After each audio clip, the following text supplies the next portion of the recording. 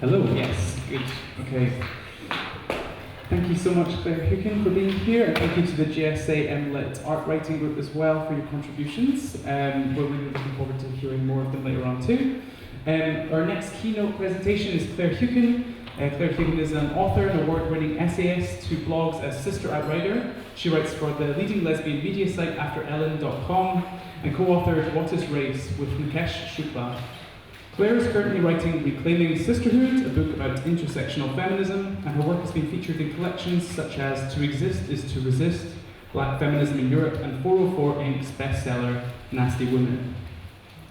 In her keynote, she will draw from Black lesbian feminist politics in an interrogation of the relationship between race and place, which is something that she will open up as a vital conversation about collective identity, belonging, exclusion, within the kind of context of austerity in Brexit-era Scotland. So please join me in welcoming Claire Heuchan to the stage.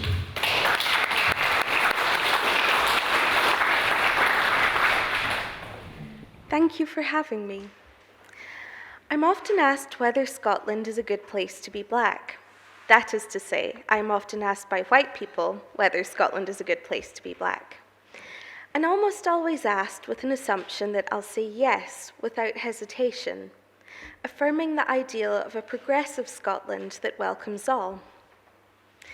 To the best of my recollection, no other black person has ever asked me that question, most likely because their own experiences of the world have brought them to a point of understanding that no nation is miraculously free from the impact of racism when race continues to function as a hierarchy, that no nation, not even Scotland, is an exception to the rule of white supremacy.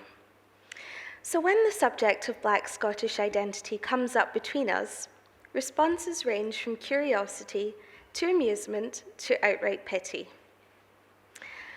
The other year, I travelled to Nottingham for the Women Against Racism conference.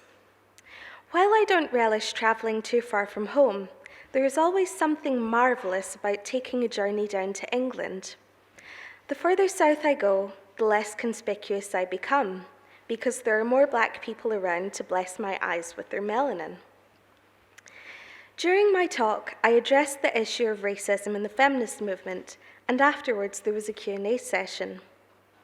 The question that most stayed with me was from a woman who asked me, with a mixture of awe and sympathy, how on earth I had managed to survive 25 years of being black in Scotland. She relayed her own brushes with Scottish racism, which were depressingly relatable, and asked why I stayed. Like the vast majority of people with any sort of public profile, I try to maintain a bit of space between my public and personal lives, a mental buffer zone designed to keep me comparatively sane.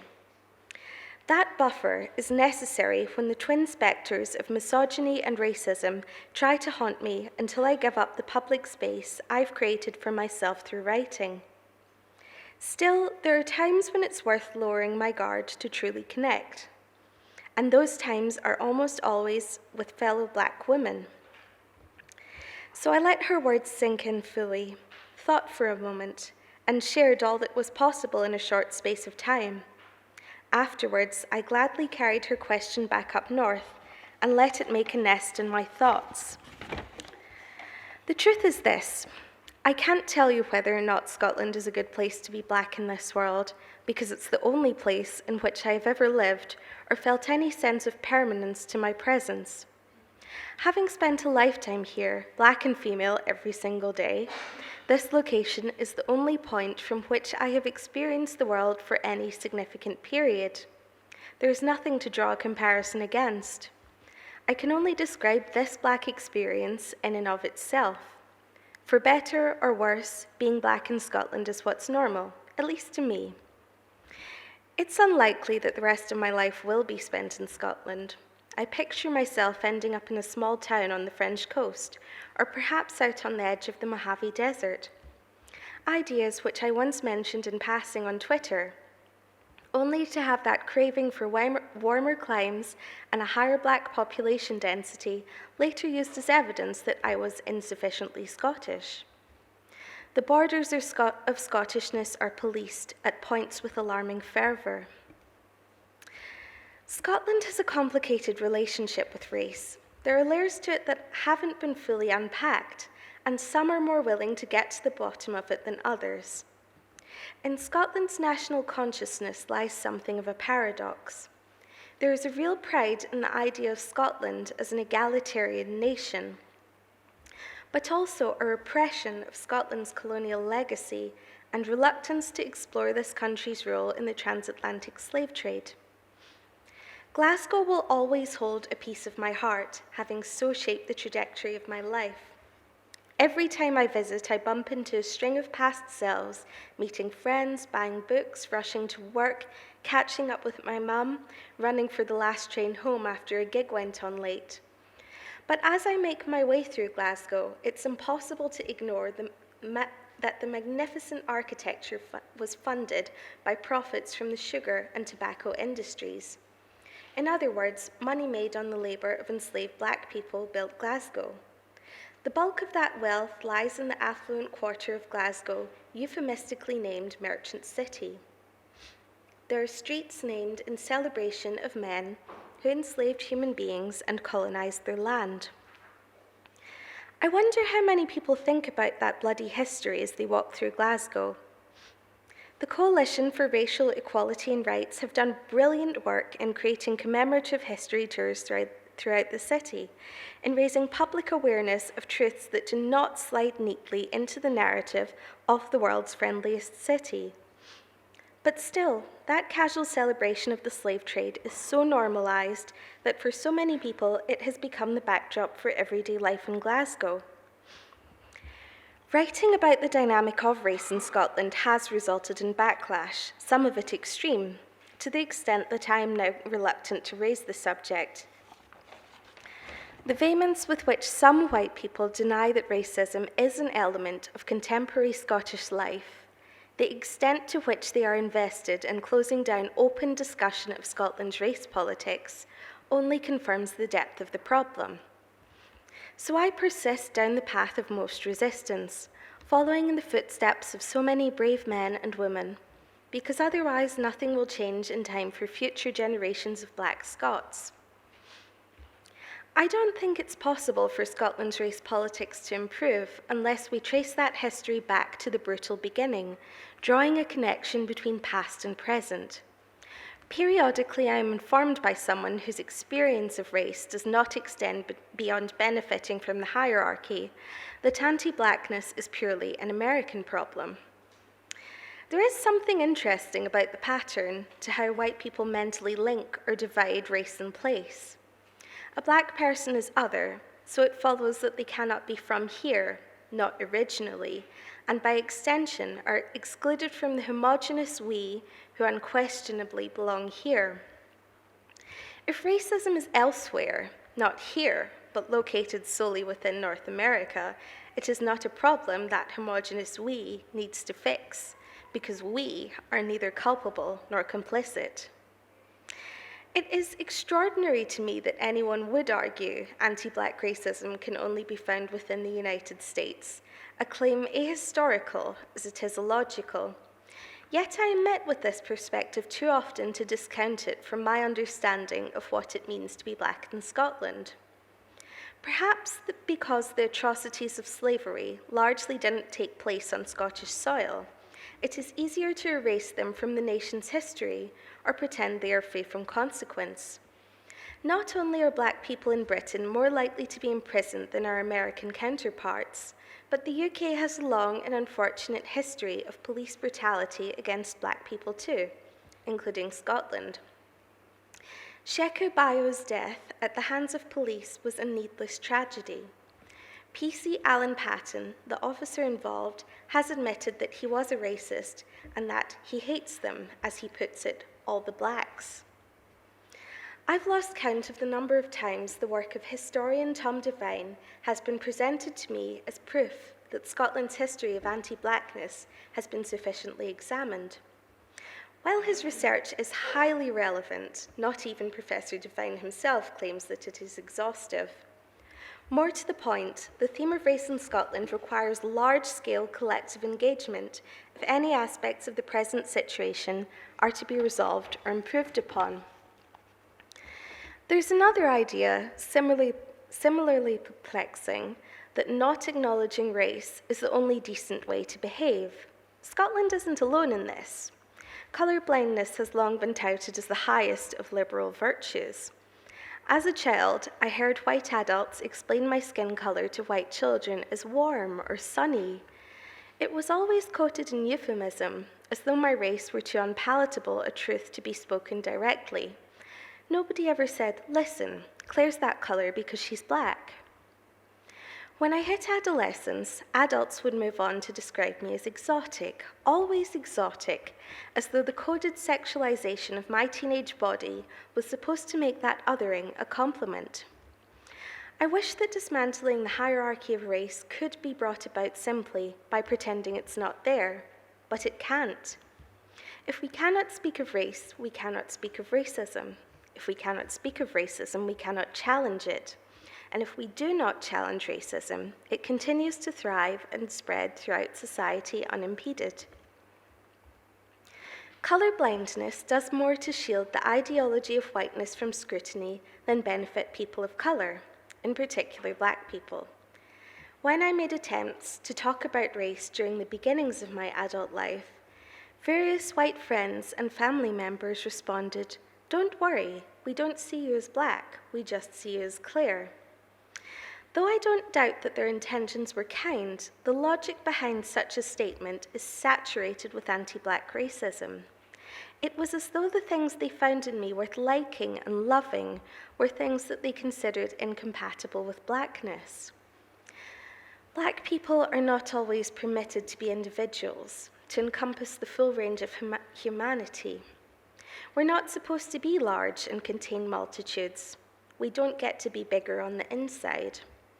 Our complexities don't conform to the one-dimensional stereotypes we are supposed to embody, and so, if recognized by white people, run the risk of being treated as somehow exceptional to blackness, as though black people are not exceptional to begin with.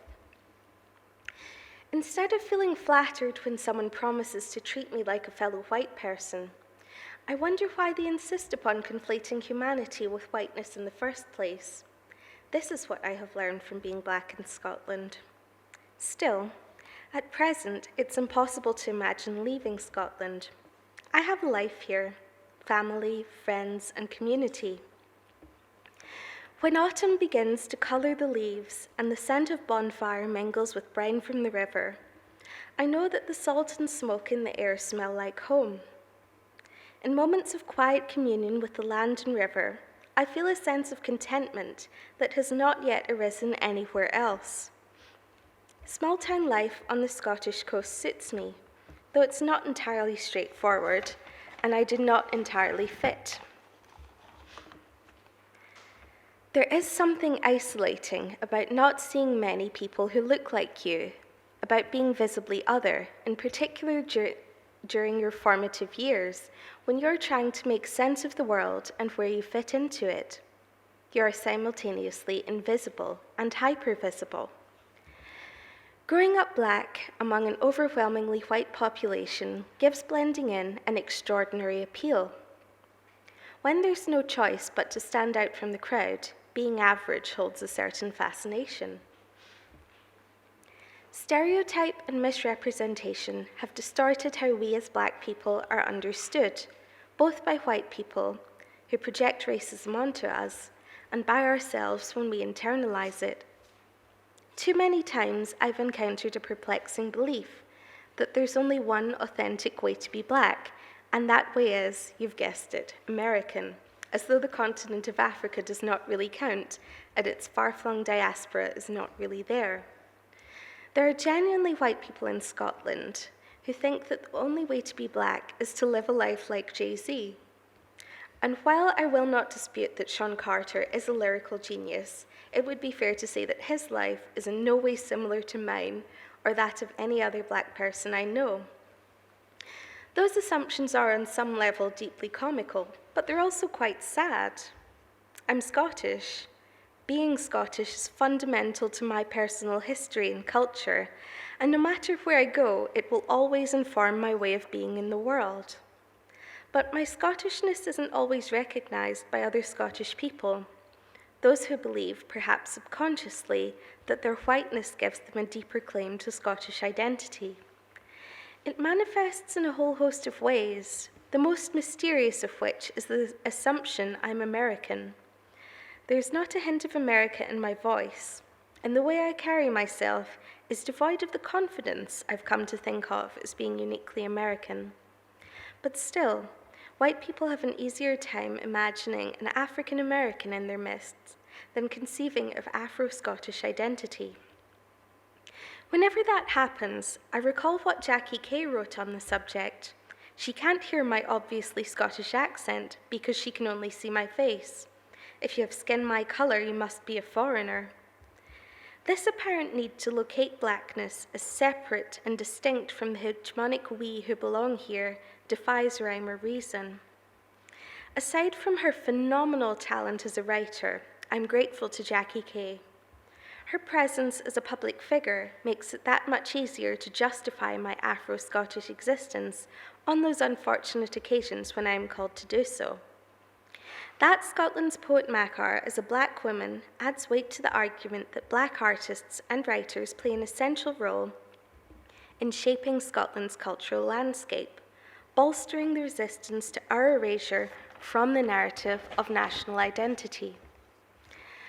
That erasure is persistent, its consequences devastating. That black people are overlooked for prizes and recognition in the Scottish art scene is routinely justified by the claim that we are too few for our representation to be proportional, followed by a claim that if there were sufficient black Scottish artists, then they would of course be recognised. During the time I spent researching black British feminists at Glasgow Women's Library, one woman in particular blew my mind, Maud Salter. She had a showing at the Tate. She wrote plays, poetry, and novels. She was a photographer. Maud Salter was mistress of so many crafts, a real artist. But her books are out of print, her name largely forgotten. It's tragic.